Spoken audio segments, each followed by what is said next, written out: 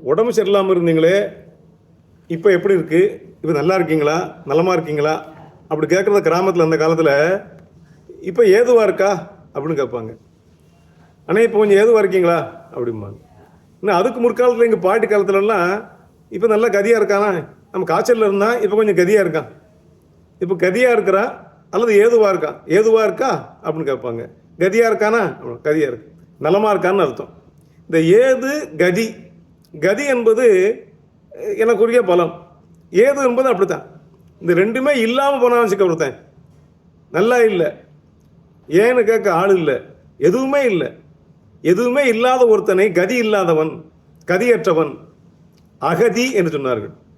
வடமொழியிலே சுத்தம் ஆ போட்ட அசுத்தம், நியாயம் ஆ போட்ட அநியாயம், நீ ஆ போட்ட அநீதி எதிர் சொல்லாக மாறிவிடும்.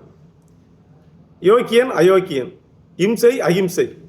அதை போல கதியற்றவன் அகதி, கதி இல்லாதவன். அகதி என்றால் அவனுக்கு கேட்க யாரும் இல்லை, எதுவும் இல்லை, ஏது மற்ற நிலை, ஏது மற்ற நிலை, ஏது இல்லை. இப்போ ஏது இல்லை அகதி, கதி இல்லாதவன் அகதி, ஏதும் இல்லாதவன் ஏதிலி. ஏது இல்லாதவன் ஏதிலி என்ற பெயர், அகதி என்பது வடமொழியாக இருப்பதால் ஏதிலி என்ற தமிழ் பெயரை அதுக்கு சூட்டியிருக்கிறார்கள்.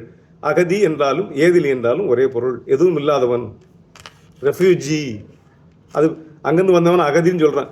கதி இல்லாமல் ஒரு நாட்டில் இருந்து அங்கே இருக்க முடியாமல், எதுவுமே இல்லாமல் எல்லாவற்றையும் விட்டு விட்டு அடுத்த நாட்டுக்கு வந்தால் அவனை ரெஃப்யூஜி அப்படின்னு சொல்கிறாங்க. அகதி, நம்ம கதி இல்லாதவன் என்று அருமையான சொல். ஏதிலி என்ற சொல் அதனும் அருமையான தமிழ் சொல்.